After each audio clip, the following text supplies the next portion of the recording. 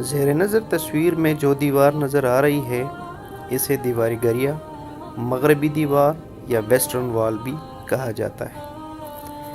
یہ ہیکل سلیمانی کا باقی ماندہ حصہ ہے۔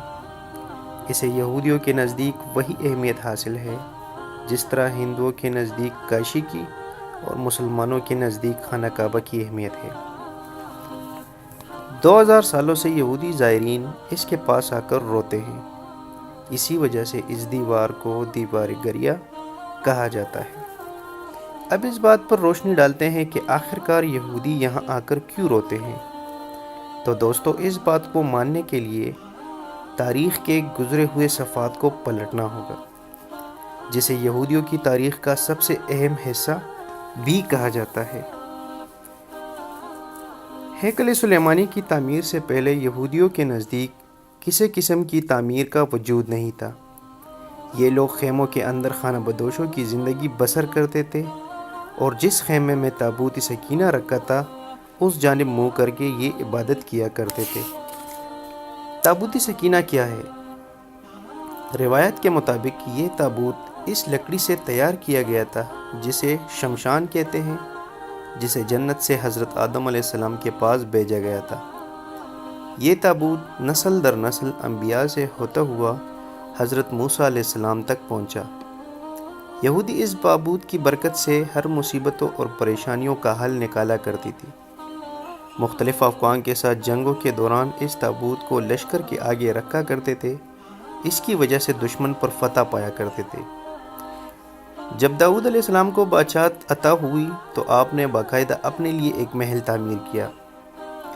اس دن ان کے ذہن میں یہ خیال آیا کہ میں خود تو محل میں رہتا ہوں اور میری قوم کا ماخذ یعنی تابوت سکینہ اب بھی خیمے میں رکھا ہوا ہے۔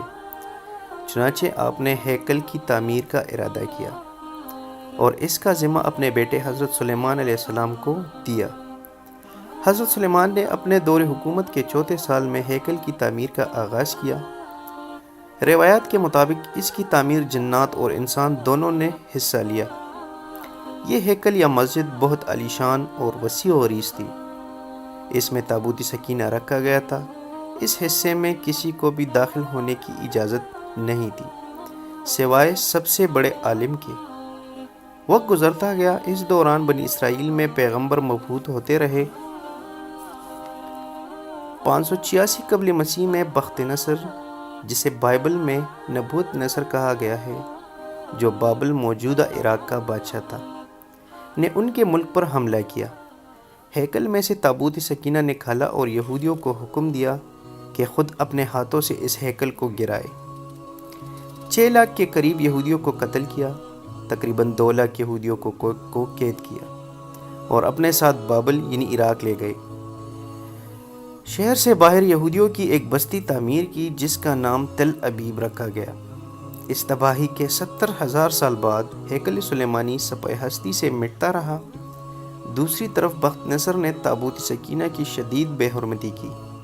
اس حرکت کا عذاب اسے اس طرح ملا کہ 540 قبل مسیح میں ایران کے بادشاہ سائرس، جسے مسلمان ذوالقرنین بھی کہتے ہیں، نے عراق پر حملہ کر دیا اور بابل کے ولی عہد کو شکست پاش کر دی اور بابلی سلطنت کا خاتمہ کر دیا۔ سائرس ایک نرم دل اور ایماندار حکمران تھا۔ اس نے تل ابیب کے تمام قیدیوں کو آزاد کر کے ان کو واپس یروشلم جانے کی اجازت دے دی اور ساتھ ان کو نئے ہیکل کی تعمیر کی اجازت دے دی۔ اس کے ساتھ ساتھ اس کی تعمیر میں مدد بھی فراہم کر دی۔ ہیکل ثانی تو دوبارہ تعمیر ہو گیا، لیکن اس بار اس میں تابوت سکینہ نہیں تھا۔ اس کے بارے میں آج تک معلوم نہیں ہو سکا کہ بخت نصر نے اس کا کیا کیا۔ کسی کے خیال میں اس تابوت کی مزید بے حرمتی سے بچانے کے لیے اللہ کے حکم سے اسے ایک خفیہ جگہ پہ چھپایا گیا ہے جس کا کسی انسان کو علم نہیں۔ حضرت عیسیٰ کے مبعوث ہونے کے 70 سال بعد ایک بار پھر یہودیوں پر اللہ تعالیٰ کا عذاب نازل ہو گیا۔ اس بار عذاب کا نام ٹائٹس تھا اور یہ بخت نصر سے بھی زیادہ ظالم ثابت ہوا۔ اس نے ایک دن میں لاکھوں یہودیوں کو قتل کیا۔ اس نے عظیم الشان ہیکل کی اینٹ سے اینٹ بجا دی اور یہودیوں کو ہمیشہ کے لیے یروشلم سے بے دخل کر دیا۔ سالوں تک بھٹکنے کے بعد جب برطانیہ نے فلسطین پر قبضہ کیا تو یہودیوں کو یہاں لا کر آباد کیا، اور اس طرح بخت نصر کے ہیکل کی تباہی کو یاد کر کے وہ اس دیوار کے ساتھ لگ کر روتے۔